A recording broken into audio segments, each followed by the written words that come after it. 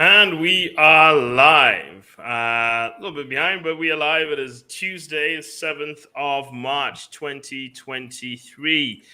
This is where we get really deep. Remember that I actually had a day, by the way, Vernon, and good morning to you, my brother.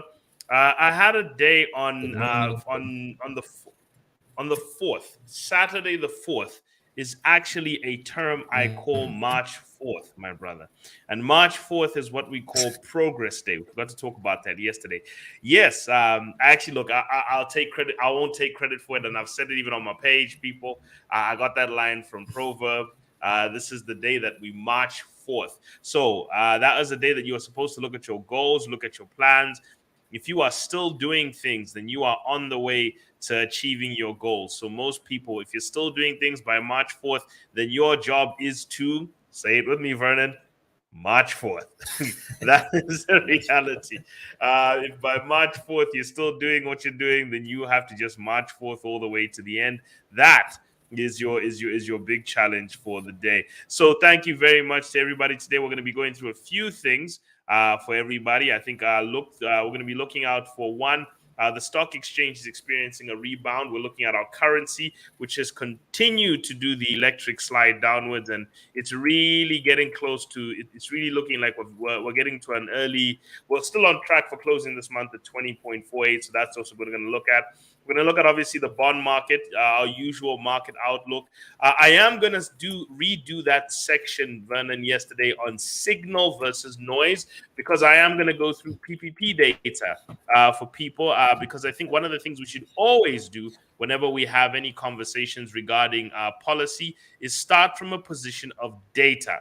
Okay, we want to start from information, because if you want to make good decisions and you want to know if something is a good policy and what it means for you, then you have to start from a place of having data that is presented properly into information so that you can make a decision. Making decisions from emotions has not served anyone well. Ask everyone who's been swindled in half of these scams. So what we're trying to at least now try and get people to do is get into the habit of making sure that they consult data before decisions are made, not the post of some random politicians, whether in power or not. It's not the it's what they say is what they say. So I'm gonna go through that whole noise thing, and then I'm gonna end today, Devernon, by reminding people to take a look at their high five goals. Your high five goals are very important. We want you to round that up before we go into tomorrow's celebrations of International Women's Day. Remember that that is coming up tomorrow, and that's why we're going to touch on some of the market outlooks today. But kicking off the day, Vernon, let's get down to some early news in our some. Let's get down to some early news from our FX market. Now, looking at the forex market today, we are seeing that the kwacha has continued the slide and it's still trending towards 20.84. It ended yesterday at 20.09, down 0.25%. The Rand did not move yesterday, so the dollar is up 11.05% year to date, while the Rand is up 3.42% year to date. So we're still getting a lot of inflation that's been coming through our exchange rate, and our exchange rate has not stopped moving, up 4.71% on the month. So it seems to still be accelerating. That, I think, is the biggest worry with our currency. The dollar seems to still be accelerating in growth. So until the sentiments change, which is mainly driven by the debt negotiations. That's a big one because we're not getting any money flowing through our bond markets because of that. Until we start to sort out this debt situation, it's very difficult to get the offshore bond investors to participate back in the Zambian capital market, which is the bond market, to keep interest rates lower, but also to keep the exchange rate also under control. So right now, for the local investor, this selling of the currency is your signal that the buying is still happening. On the other side of things, Vernon, we are actually looking even at our commodity side. We're seeing that copper is down 0.08%, and oil was down 0.51%. Little shaky data that we're expecting coming out of China. Remember that yesterday we did have export and trade data expected to come out of China, and there was also a lot of battering and bruising coming from the Chinese government regarding the battles that they're having with America. President Xi Jinping actually came out loud and said he's asking the private sector to step in. Now, yesterday we did get strong trade data coming out of China, which did show that exports in China were through the roof, Vernon, through the roof. Net exports, net trade, but that was not a result of growth. That was just a result. That was not a result of great growth.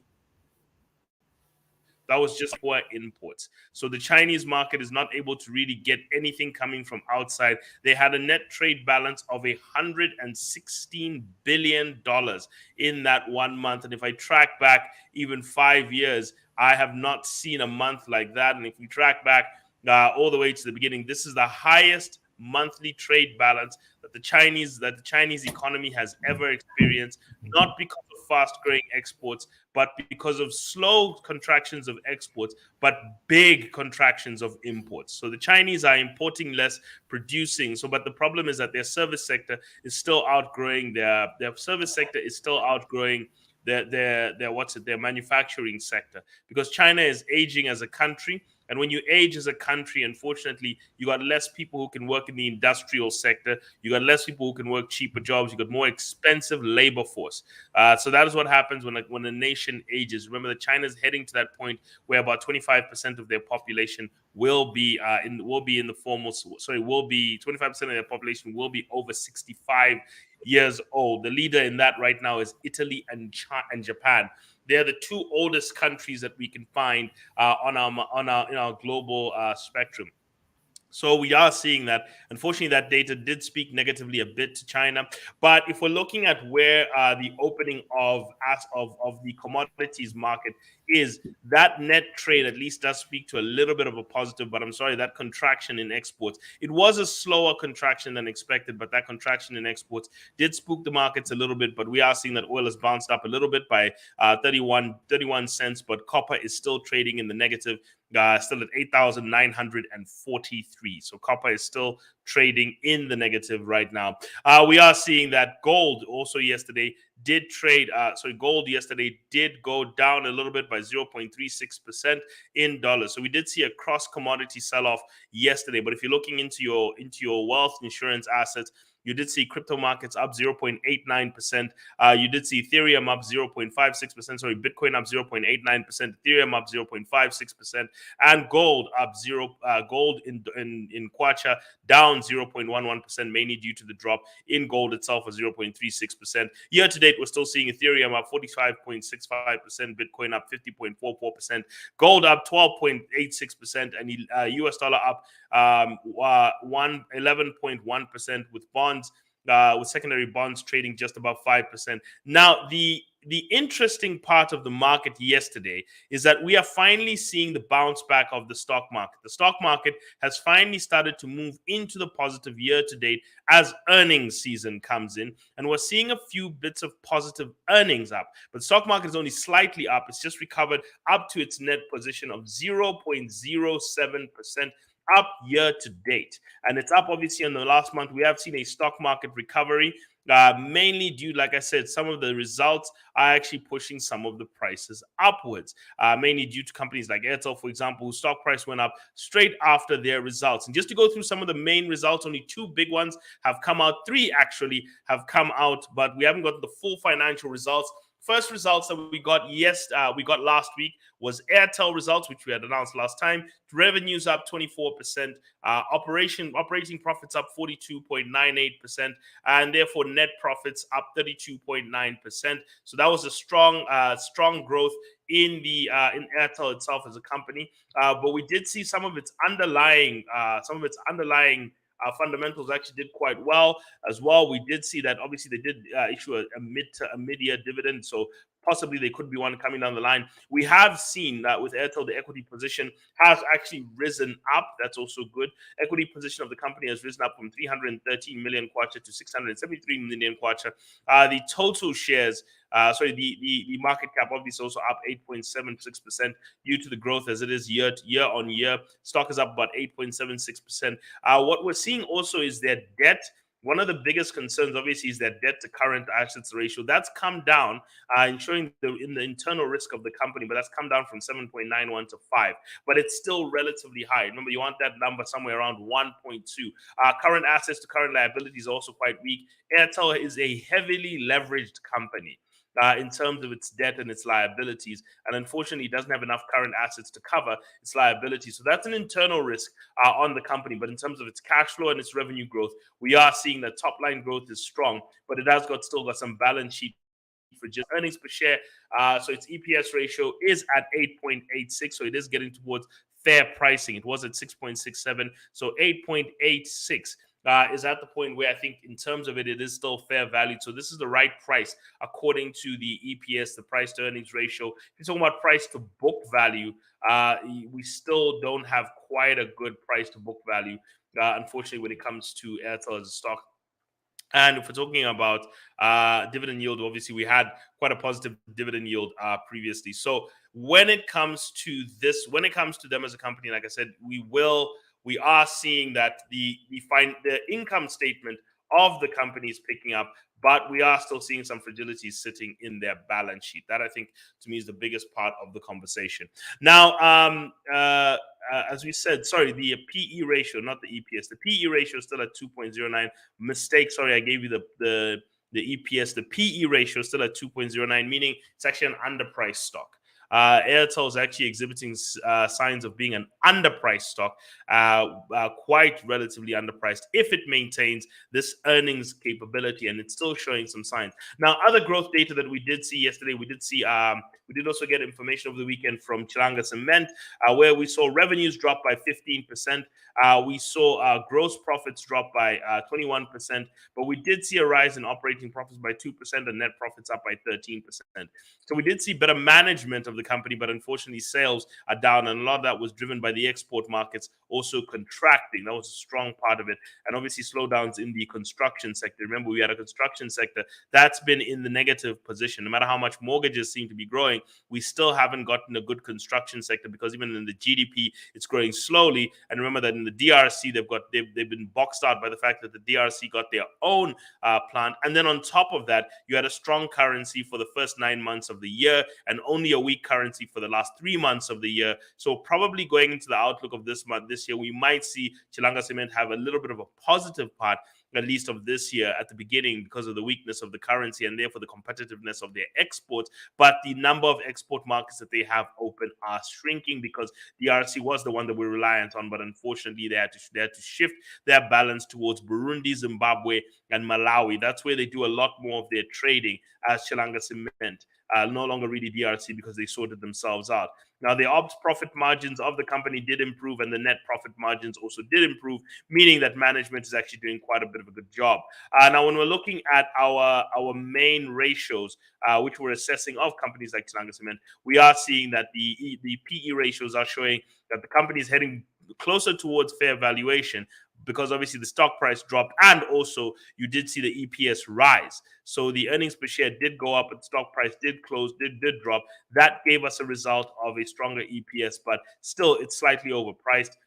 Price to book value ratio is somewhere in the realm of about 1. In terms of the price to book value of the company, that's also quite decent.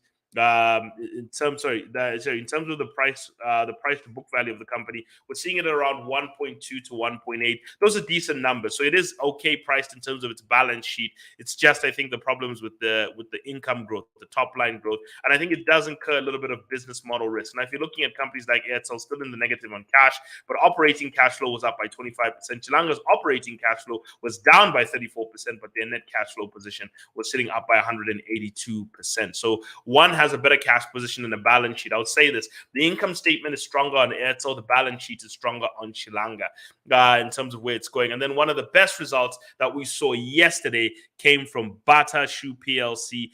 We just saw the trading statement, where we have seen an 800% rise in profits. Okay, that is a huge amount. 36% rise in revenue and an 800% rise in profit. Hopefully that's not a typo. That actually came out through their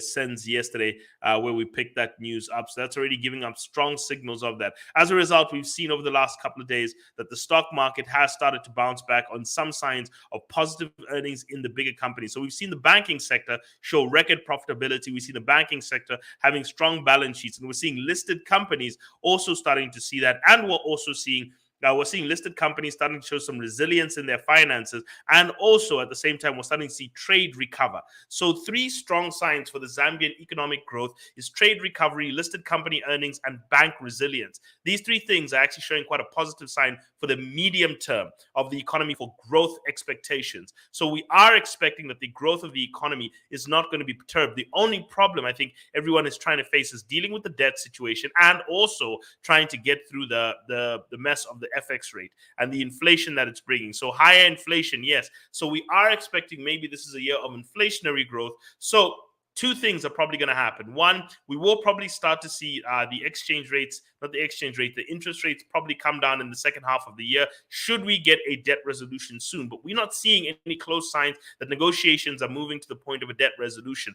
Now, my big concern, especially as for Zambia, is that as we try and combat the debts that we face as a country, as we try and combat the debts that we're facing as a country, I think one big battle that we're still seeing is the geo-economic competition between America and China. And for China to come out and say that it would like its private companies to start fighting back, it's actually speaking to the fact that geo-economic competition may continue to reflect in our debt negotiations. So when you start to see President Xi rallying private companies to fight back, then you're starting to see trade data where China's importing less and exporting still stronger, but importing less, and talking about domestic production and talking about economic retaliation in terms of trying to stand their ground, then you're speaking to a situation where when people are sitting in rooms to discuss Zambia's debt, they may not be seeing eye to eye on a lot of things, and they've got other trade battles and skirmishes that they're bringing into our problems. So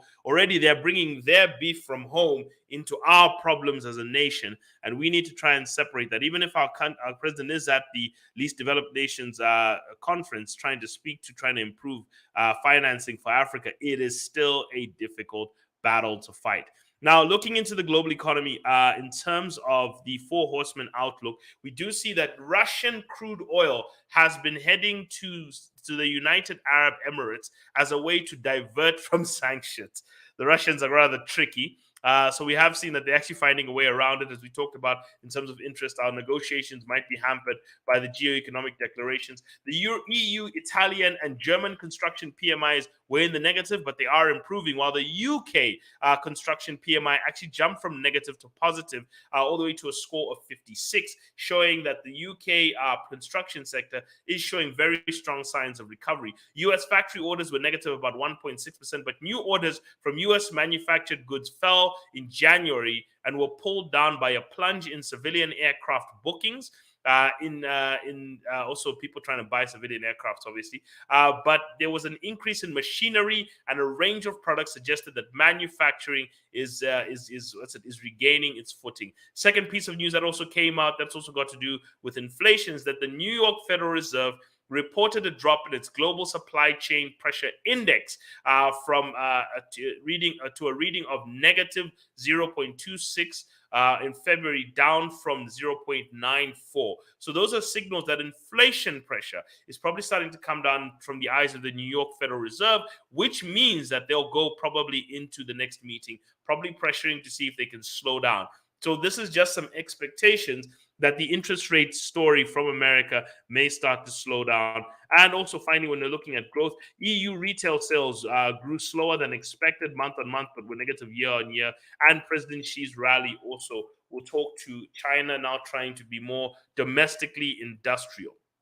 So that's some of the data that we picked up from yesterday from our main markets. What are we seeing from our four horsemen? Growth is sluggish. Industrials are starting to pick up in certain areas. Inflation is stagnant, but interest rates for Zambia may be held by that. While our stock market is starting to rebound, our bond market is holding into a steady position, but our commodity markets are starting to see some negative data starting to affect them. So therefore, we're still in a slightly defensive position, but we should be looking forward towards a medium-term outlook of growth. The stock market companies showing resilience, banking sector showing resilience, and trade showing resilience. In the interim, we'll probably see economic growth. So this is what my suggestion to the investor community or the retail investor community: stockpile your bonds, like I said, but prep yourself for a transition into stock markets and look for fair priced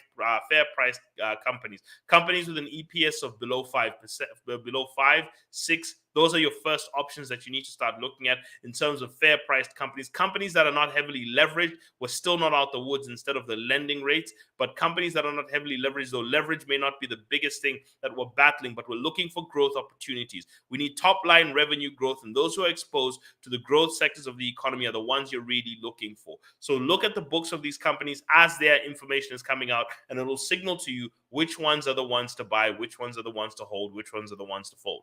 That is your data on the markets generally. Now, picking up from yesterday, we did have a conversation about signal versus noise. And I want to start this here because we're going to go into an analysis of the PPP policy, not the situation, people. Policy, mainly because we need to look at what it means for fiscal reform and how it affects somebody who is a bond investor, and whether they are going to hold on to, whether they're going to hold on to a just buy bond strategy or start rotating. So this is why I keep saying you may need to start looking at investing, at taking a hard line on investing as much as you can now in the bond market, while looking at a rotation out probably in the second half of the year, or prepping yourself for that, because the market is starting to move there. But you need underpriced or fair value stocks with strong growth outlooks. That's what you're looking for. So value investing is really the game you're trying to look at here. Speculation may not be your friend here. Value is what you're trying to look for. Those that can grow steadily in terms of their income and their dividends and give you strong earnings. Now, this is some of the. This is a basic analytic, not analytic. This is a basic comparison. So yesterday I gave you the understanding of the term signal versus noise, and I took it from the great U.S. statistician. His name is Nate Silver, and he's got a company called I think it's 529, something like that.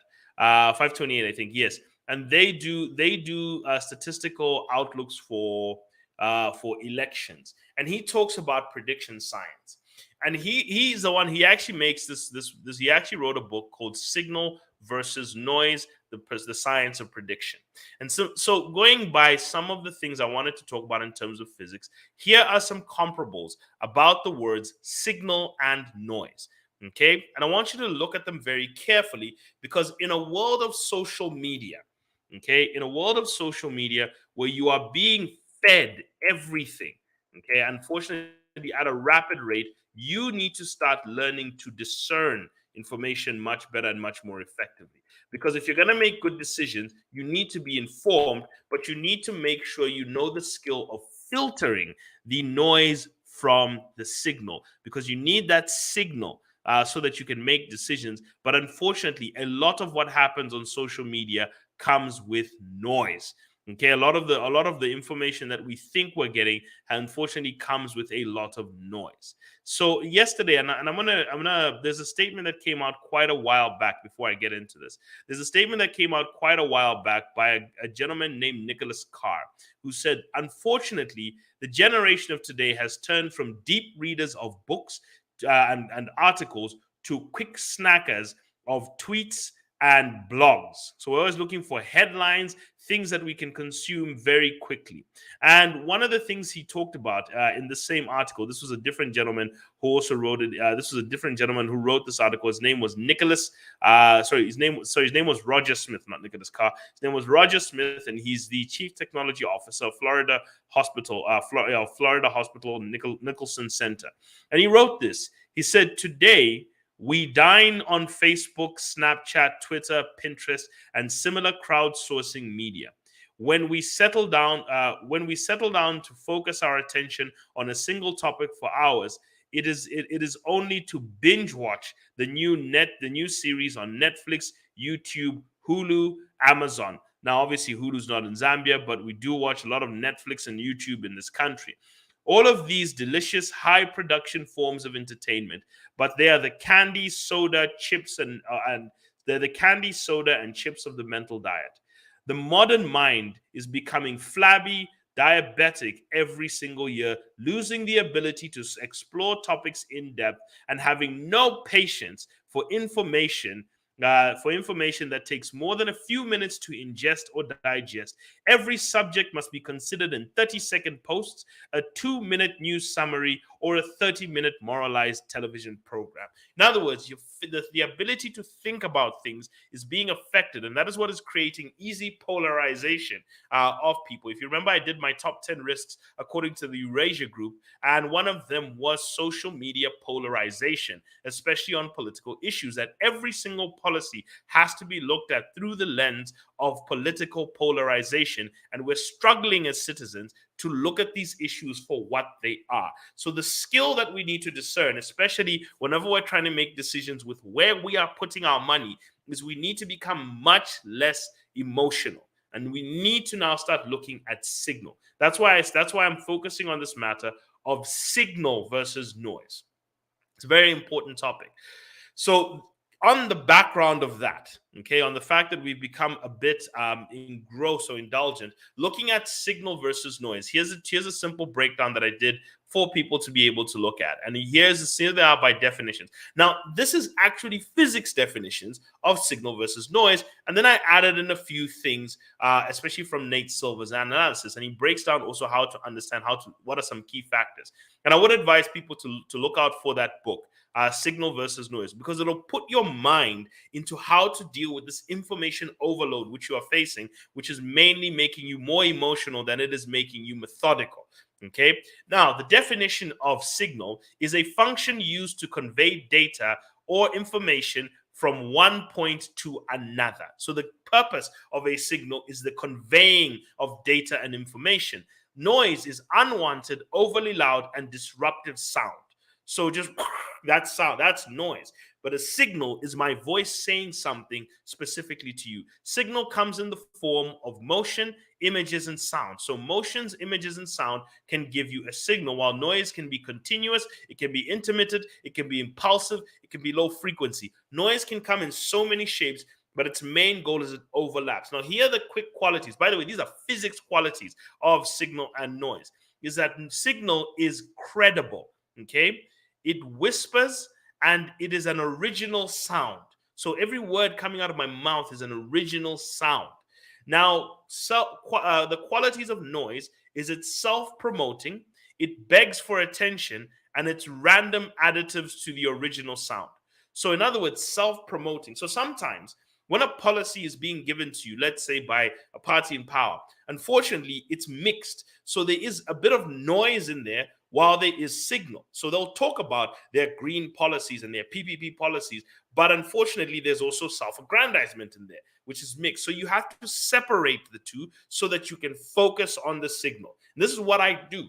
Okay, I know there's a lot of self-promotion that a lot of our policymakers make. There's a lot of use of the word able, leadership, and all this stuff. But I kind of cut through all of that and ask, what is the policy prescription that is being issued here, and what does it mean? Because a signal means something.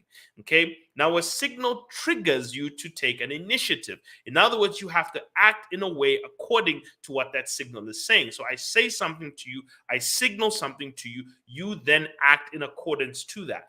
Now, a noise calls for you to join. Okay, so a signal makes you think and take the right action, while a noise just makes you join the noise altogether. So if people are just clicking, liking, and everything, that's noise. Clicks and likes, that's noise. You know, things that they post for promotion, that's noise. It's all about joining in. That's the noise. Anything that creates bandwagon effects in terms of your social media diet is noise. Okay, signal is when you're actually getting something that's meaningful that you can act upon, right? Or that you can respond to. There's a difference between reacting, and look at the next point. What signals and noise invoke.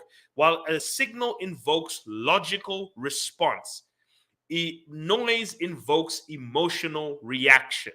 Okay, so I want you to think very carefully about the differences between signal and noise. Okay, the signal is what is going to make you think and respond. If I wave at you, you think and say, "Is Munyumba waving at me? Oh, how are you doing?" Back. Okay, and noise is just a snap, a clap, a reaction, and you just jump and you're startled. That is a reaction, an emotional reaction, a fear-driven reaction, a cheer-driven reaction, liking, always this. That's reaction stuff. So don't look at the whatever you're doing, the things that are stirring you to react. whenever you're looking on news or anything, because the reality in Zambia is 37% of us are getting our news from social media. Okay, we're consuming a huge appetite of news from social media. This is as the last Afrobarometer read. So we have to now take into consideration how important this is in the news cycle, and we need to now train people to start being able to extract the right information, filter out the signal, and filter out the signal and focus on it, so that the noise is just on the sideline. So you're looking for the consistencies. What are the consistencies coming out? Sure, they'll promote themselves in this way. They'll use this flamboyant language, all this stuff. 10,000 likes on this post and X amount of comments and this statement and this one bounces back and this says this back. But what is the signal? What is the consistent message, okay, that is coming out? The consistent message is balancing the budget, spending less, investing in green, trying to redistribute. These are consistent messages. Business friendly environment. That's a consistent message. What are they being consistent about? Not what they're being emotionally invoking about. Now, obviously, signals create clarity. They do create mystery because you want to go deeper into them, but they create clarity while the noise is a distraction. And Nate Silver said this: a signal is the truth. The noise is what distracts you from the truth. While the signal will provoke you to think, the noise will provoke you to feel. Okay, so that's what you need to recognize, especially between the two. So separate the signal from the noise. That'll actually help you. Separate the signal from the noise. That'll actually help you to actually understand what is happening to you and what is happening around you. So this is what I want as many people to understand. Now, I got this. There was some breakdown from his book. And this is why I'm saying when you're going through information and data in the markets, Nate Silver breaks this down. He says signal versus noise. He says the amount of information is increasing in the world with all the new social media platforms and all the new data points. The amount of information is increasing, but the amount of useful information is not increasing is not increasing at the same pace. So a lot of frivolous information, a lot of noise is coming out. As information grows and Google grows and social media grows and YouTube grows, unfortunately, a lot of noise is continuously coming out. He wrote noise. This one's a bit noise. There's a lot of opinionative noise that's coming out on social media. But what is the data? What is the consistent message? That's what you need to look for. So signal is the truth, but noise is what distracts you from the truth. And the prediction models that you're trying to use, your prediction methods, your ability to make decisions. Because one of the things that drives your decision making is your ability to predict. Okay. So if you are focused on that, then you can actually see that the more, I think what too many people are doing is that instead of getting a few quality sources of information, you're trying to expose yourself to too many. And as a result, the more channels that you're bringing into your information mix, the more you are actually confusing yourself. So you really have to select a few good channels which you can trust, and then you get your information from there. Now, it doesn't mean you can't expose yourself to one or two and then try and get them, but you have to be really careful about the credibility of the information that you're getting out there. So that is how you filter signal from noise. Okay, I've given you the separation of signal from noise. Now let's talk about it from the perspective of, I'm going to give you signals here. And the signal I'm going to give you is data, because I'm going to convey data from here at my desk through this radio straight to people who are listening, because this data will help you understand the model.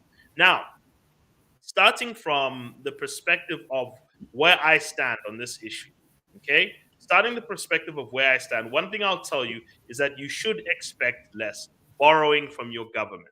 If they're going to use a PPP model, and this is the statement that I'm going to stand by, under PPP model infrastructure, this is what they said: the government of Zambia will not spend any money or provide any sovereign guarantee for construction, maintenance, related infrastructure. This is a consistent message.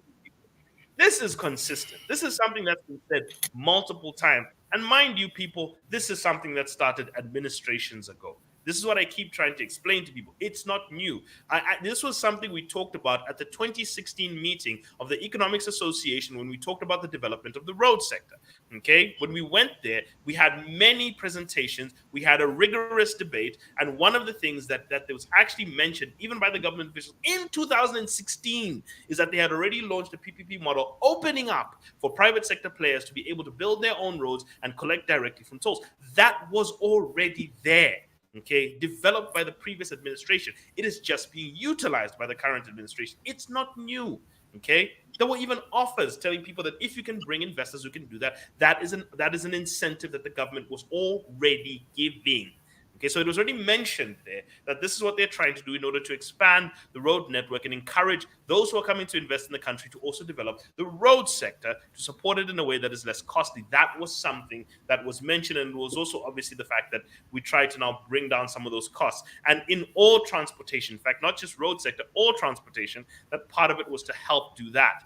Now, part of what else we're also looking at here in terms of this is I want to look at other countries that utilize this, because this is not just a Zambia phenomena. Okay, PPP is not a Zambian phenomenon. So this is from a report called the Public-Private Infrastructure Advisory Facility. This is done by the World Bank, and they collect this data and do public participation in infrastructure projects annually. Where do we see this actually happening a lot? In the EU, the Trans-EU Road Network involves PPI. In other words, private participation in infrastructure. 14% of UK infrastructure is being done by this. France, Italy, Spain, Finland, Germany, Greece, Netherlands, Portugal, Croatia, Serbia, Czech Republic, Hungary, Poland. North America, America does it. Canada, Latin America, Mexico has actually started to lean stronger towards it. Brazil, this is their main strategy. Chile has now started doing it for airports, irrigation, and even prisons, which is not a great idea. Colombia, Asia, South Korea does mostly. China has now created a huge facility to try and bring it in. India is one of the strongest countries doing it. Indonesia, Philippines, and Singapore are actually developing their road networks doing it. South Africa is actually relying heavily on it for its transport sector. Morocco, Nigeria, Egypt, Ghana, Zambia has already been doing it. Burkina Faso, Botswana, Senegal, Cote d'Ivoire, and many other African countries have been engaging in the same thing. So this is data. It's a common practice. This is not a new thing. It's a common practice for us to try and focus on. This is how much PPI has been done over the last couple of years. Obviously, it was strong in 2019. It dropped in 2020, but you can see it picked up. Brown being the transport sector, and you can see the lead sector where public infrastructure is done is in the transport sector, with energy coming second and water sanitation coming third. Now, anywhere from about 49%. On average, over the last 5 years of infrastructure investment has mainly been done through the transport sector, not just the road sector, but also 40% through the energy sector and about 11% through the water and sanitation sector, including municipality water reticulation as well. This is a breakdown also of where money comes from in terms of this. What we've seen in terms of the global setting is about 53% of the participation is often from the local investor. Okay, while 45% comes from offshore investors. Countries that lead in that are countries such as Germany, Japan, Switzerland. This was as of the last one, UAE. And even recently, we've also seen China participating strongly in this. This is as of the 2021 report. They do an annual report on the World Bank database, and you can see it. This is a breakdown of countries and this is a breakdown of countries and continents, and you can see the leading continent in it is actually East Asia Pacific, with China being the leader, Vietnam straight afterwards, and Indonesia after that. When you're looking at Southeast Asia, you're really seeing India you're looking at India as the driver. Brazil is actually your biggest nation that does this around the world, and they've always been one of the leading users of this format of investment, and you can see it from there. So this is the breakdown by nation, and this is kind of how they break it down by the financing mix of it. As you can see, with the total investment, you can see about 64% of it is done by debt, 35% by equity, and 0.9% by subsidiary. You can see private equity always invests in infrastructure, 35% of it, with international debt and local debt taking the split of the investment here. You're also seeing development companies. Africa actually uses a lot of these development agencies for debt and non-debt in terms of building its infrastructure. So there's a lot of these development finance instruments that are actually helping a lot of African nations build their infrastructure. So that is just some data to try and help you understand what is this policy, where does it exist, where does it come from, and the probability that they're going to continue utilizing it down the line will be strong. As in, this is a consistent message that they've had of trying to balance the books of the government and trying to improve the financial standing of it. So that's some background data to help you understand what the trend is. And it's a growing trend around the world. $100 billion worth of PPI, worth of private sector investment in infrastructure is done around the world. Africa has about 6 billion. Africa has about 6 billion. And in fact, I wanted to quickly share a breakdown of of African participation in PPI exactly, and also driven by which countries are the main participants according to 2021. And I won't be able to go through the final part, but here's just something to share to you as to which countries are your main participants in in private sector investments in infrastructure. And here is your breakdown. Number one country in 2021 in sub-Saharan Africa was the Democratic Republic of Congo with 1.1 billion in infrastructure, but that was just one big bay. There was one port that they were doing worth $1 billion, which actually did most of this. Number two was South Africa with 826 million. Number three, Cote d'Ivoire, 701 million. Number four, Mozambique, 605, and number five was actually Zambia, where we got this pledge that we're talking about now for $336 million.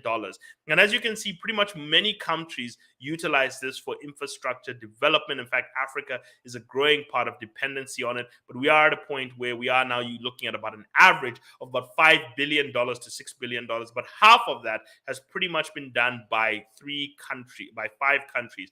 Now, according to the African Development Bank, there's $170 billion worth of infrastructure needs that have to be met in Africa, with an infrastructure financing gap of $68 billion, of which they foresee PPI, private sector participation in infrastructure, being the number one key driver of meeting that funding gap of $70 billion. So we are just pretty much in line with what is happening around the world and what is happening in general. So that is just information to show you. Now, what does this policy mean? It means that the government, seeing that it's a global trend, seeing that there's appetite for it, seeing that that's the way they can try and manage their budget, are most likely going to try and lean towards it to try and improve their budget. And as a result, what that's going to lead to is the government participating less on the bond market due to lower financing, due to lower need for extra financing. And as an outright result, we are probably likely going to see debt yields, bond yields start to come down in the second half of the year. Should we have now crossed over the debt negotiations, which is a big hurdle, by the way. It's a big should we, because we're still waiting for whether China and America can finally get through their rift and actually shake hands when it comes to Zambia. Because once they can do that, then we'll probably start to see interest rates coming down. So this is a fiscal reform which is likely to lead in lower interest rates and lower government borrowing in general.